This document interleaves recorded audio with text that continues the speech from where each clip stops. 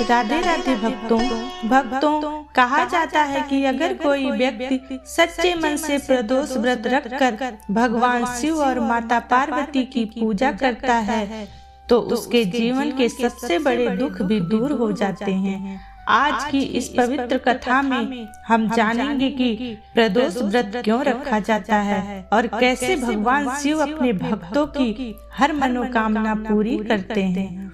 बहुत समय पहले की बात है। एक नगर में एक बहुत ही गरीब ब्राह्मण रहता था। वह भगवान शिव का बहुत बड़ा भक्त था, लेकिन उसकी आर्थिक स्थिति बहुत ही खराब थी। उसके घर में खाने के लिए भी कई बार अन्न नहीं होता था।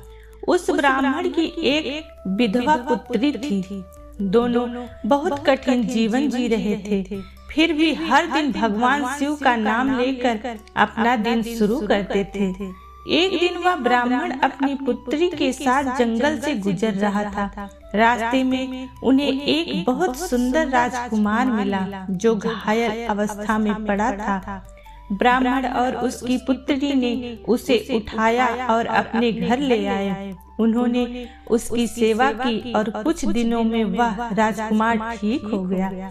असल में वह राजकुमार एक राज्य का पुत्र था जो युद्ध के समय अपने परिवार से बिछड़ गया था। उसी समय नगर में एक महान ऋषि आए जिन्हें लोग देवर्षि नारद के नाम से जानते थे।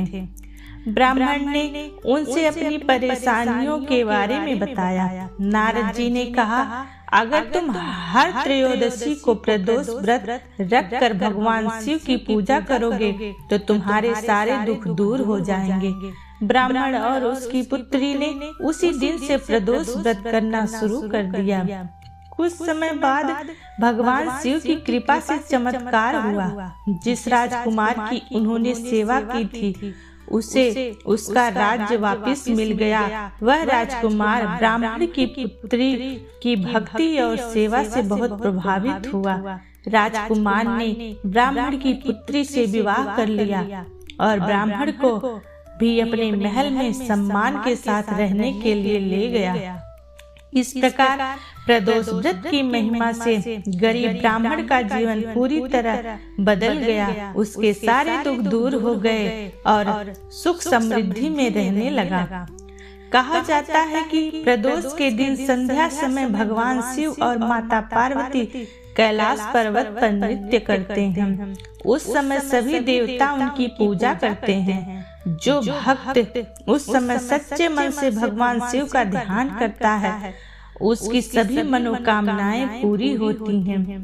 इस व्रत से जीवन के दुख, रोग, कर्ज और बाधाएं दूर हो जाती हैं। इसीलिए भक्तों, अगर आप भी अपने जीवन में सुख, शांति और भगवान शिव की कृपा पाना चाहते हैं तो श्रद्धा और विश्वास के साथ प्रदोष व्रत अवश्य करें। और आइए हम सब मिलकर बोलते हैं, हर हर महादेव।